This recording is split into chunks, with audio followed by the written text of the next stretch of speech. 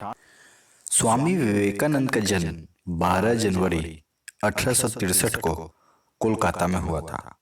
संगीत, साहित्य और दर्शन में विवेकानंद को विशेष रुचि थी। तैराकी, घुड़सवारी और कुश्ती का उनका शौक था। 1884 में उनके पिता विश्वनाथ दत्त की मृत्यु हो गई। पिता की मृत्यु के बाद अत्यंत गरीबी की मार ने उनके चित्त को कभी डिगने नहीं दिया। वे जैसे जैसे बड़े होते गए, सभी धर्म और दर्शनों के प्रति अविश्वास से भर गए। संदेहवादी, उलझन और प्रतिवाद के चलते किसी भी विचारधारा में विश्वास नहीं किया। जब तक खुद नहीं जान लिया कि आखिर सत्य क्या है, कभी कुछ भी तय नहीं किया। अपनी जिज्ञासाएं शांत करने के लिए पहले ब्रह्म समाज गए।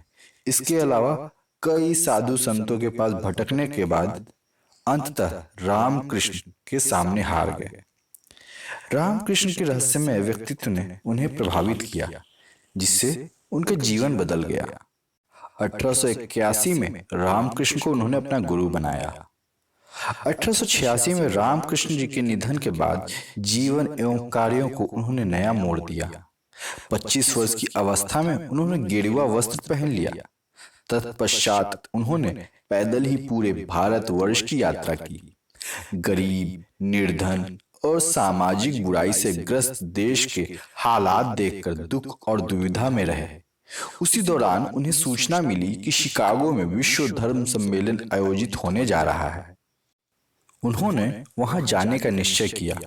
विदेशों में उन्होंने अनेक स्थान की यात्राएं की। वहां से आने के बाद देश में प्रमुख विचारक के रूप में उन्हें सम्मान और प्रतिष्ठा मिली।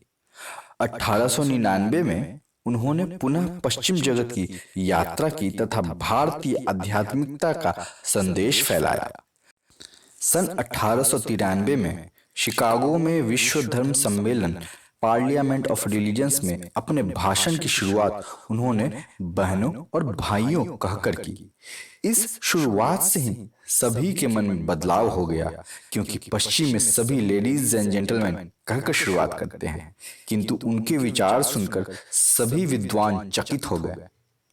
विवेकानंद पर वेदांत दर्शन, बुद्ध के अष्टांगिक मार्ग और गीता के कर्मवाद का गहरा प्रभाव पड़ा। वेदांत, बौद्ध और गीता के दर्शन को मिलाकर उन्होंने अपना दर्शन गढ़ा, ऐसा नहीं कहा जा सकता। उनके दर्शन का मूल वेदांत और योग ही रहा। विवेकानंद मूर्ति पूजा को महत्व नहीं देते थे, लेकिन वे इसका विरोध भी नहीं करते थे। उनके अनुसार ईश्वर निराकार है। ईश्वर सभी तत्वों में निहित एक तत्व है। जगत ईश्वर की ही सृष्टि है। आत्मा का कर्तव्य है कि शरीर रहते ही आत्मा के अमरत्व को जानना। मनुष्य का चरम भाग्य अमरता की अनुभूति ही है। राजयोग ही मोक्ष का मार्ग है। उनका निधन मात्र 39 वर्ष की उम्र में 4 जुलाई 1902 हो गया।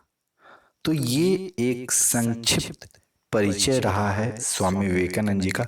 अगर आपको अच्छा लगा तो इसे जरूर शेयर कीजिए।